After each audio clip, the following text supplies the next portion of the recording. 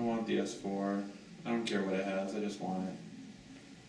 Hello, and welcome to Android Weekly. This is RICKY, the Android guy.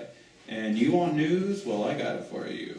So let's go through the top 5 news of the week. So first thing, Samsung doesn't look like it's going to wait for Google, building its own Ticket Hub wallet. So Samsung Wallet, as it's being called, just briefly, kind of looks like an app, for the most part, looking one to similar called Lemon on Android, which is also reminiscent of iOS's Ticket Passbook. There you go.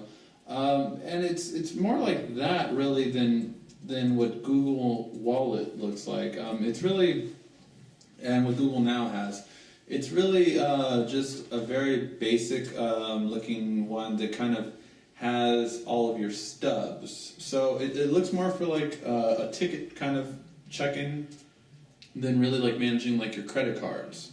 So it really looks like Samsung Wallet will be more geared towards, movie tickets, airplane boarding passes, and things like of that nature. Now, supposedly, when it launches, it will be supported by Walgreens, MLB, Expedia, BookingNow.com, Hotels.com, and some other airlines. But we'll see. I think it's always interesting to have options, but eventually you kind of want just one to rule them all, kind of thing. Pun intended. So yes. In terms of awards, so who won the Global Mobile Awards for 2013? So for the second year in a row, Samsung won the best smartphone and best cell phone manufacturer. So the best smartphone, as you can guess, was the Galaxy S3, and it's the best cell phone manufacturer, of course, it was Samsung too. Now these awards definitely usually go to game changers, ones that really stood out amongst the crowd, and Samsung really did that. Last year they won with the S2, and they were the best cell phone manufacturer as well for the year before. And 2 years ago it was iPhone, it was iPhone 4, 4. It was the iPhone 4 and HTC for Best Manufacturer. So Samsung was the first one to claim the title of both, and now they've done it twice, 2 years in a row. So, and I really see this, if you think about it, before the S3, Android had always been Apple as a whole, but never was one device. The S3 changed all that. It outsold iPhone by itself without needing anything else. So it really stood the test of time, and even with all the new Android phones that come out, the S3 is still the top selling out of all of them. So you really have to give it credit to the S3 after being more than a year old, still really going to be good. And if the S4 comes out, you have to imagine the S3 will drop in price, I would assume.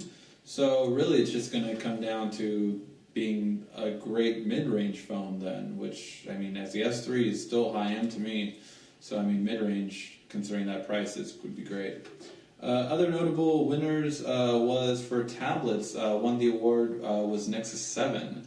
Again, this won the best mobile tablet of the year. Again, just because I think it was the biggest game changer. Nexus 7 was such a well-priced and well-developed device that you have to believe that this was one of the main reasons why Apple iPad Mini came out. Apple had never lowered themselves to the level of an inexpensive device because they're supposed to be high-end. And whether it be Tim Cook's bad managing of the company or just pressure from Android, Apple's changing their tactics, and Nexus 7 really is one of the main things that caused that. Polaroid is building a Instagram camera. So I thought this was kind of interesting. It's really basically an Instagram. It prints out your Instagram photos, and it's only a concept device right now, but it was a concept one for 2012. It looks pretty cool, but we have no idea what the actual device will look like. It could be coming out as late at the end of this year or at the beginning of next year. So it's not as soon as I would say that it would be. Instagram is still very hot right now. Who knows if something will replace it in a year? I mean, with social media, things do change every couple of years. So, but it looks really nice, and we don't know what it'll have. It looks like it has an SD card slot on the concept, a headphone jack, a really nice looking camera part, and I'm not sure if it's a flash. But yeah, it looks really nice, and it looks like it's a really well designed device. Now we just hope the function will be as good. And in another article, two different colors coming from Samsung. One for their S3, and this was a leaked photo of it looked like an internal sprint photo taken from like a computer, and it shows the Samsung Galaxy S3 in purple as of 4/12/2013. So we don't know if this is really it, but it's really interesting. If they come out with a purple one, this will be the not only carrier, but this will be the first time we see an S3 color launch in the U.S. All other S3 colors launched overseas and then came to the U.S. However, this would be the only purple S3 there is. There's no purple S3 overseas.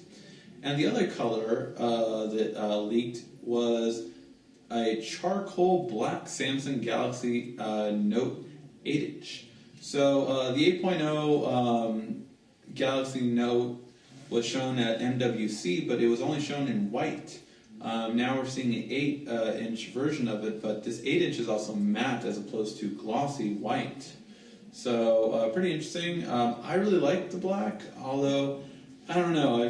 I might just get a white device just because I kind of feel left out at this point. I'm not sure, but we'll see. And for the last article of the night, Apple shares hit a 52-week low as Google's hit an all-time high. And this is really just more and more common. I feel really bad for Apple, to be honest. I mean, the company has fallen so much compared to what they once were, and it really is it's only getting worse for them. They have not had, a huge spike, and I just don't see them having a huge spike anytime soon.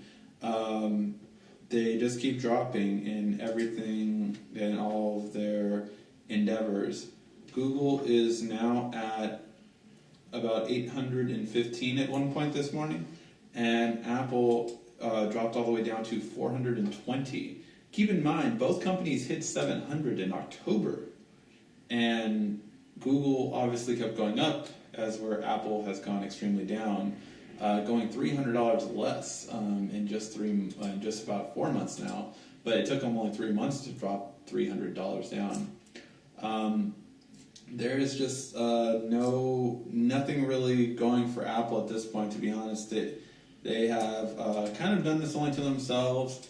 They made prepaid devices for a brand that's supposed to be high-end, so they destroyed their own high-end branding and their own image, and it's just it's really going bad for them. I don't unless this June their phone saves them, or this July, whenever supposedly it would be coming out, unless it saves them, they're going down. And I mean, I know a lot of people out there think that Apple can't fail. I mean, yes, they might have more money compared to this company, but we thought the same thing about BlackBerry years ago. They were the smartphone company that was way too big. They just would never fail. Apple can buy a lot of things, absolutely, to try to save themselves. But the point is that, they don't manufacture anything. They don't do any of that stuff. If they were to invest in those kind of things, then they would be more closer to the amount of money that companies like Samsung and other companies have. They don't manufacture anything, and that's why they have so much excess money. It's because they don't really invest in it like other companies do. So, I don't know. I see Apple kind of fading away at this point, and I guarantee you they're going to go below 400 when the S4 is announced from Samsung.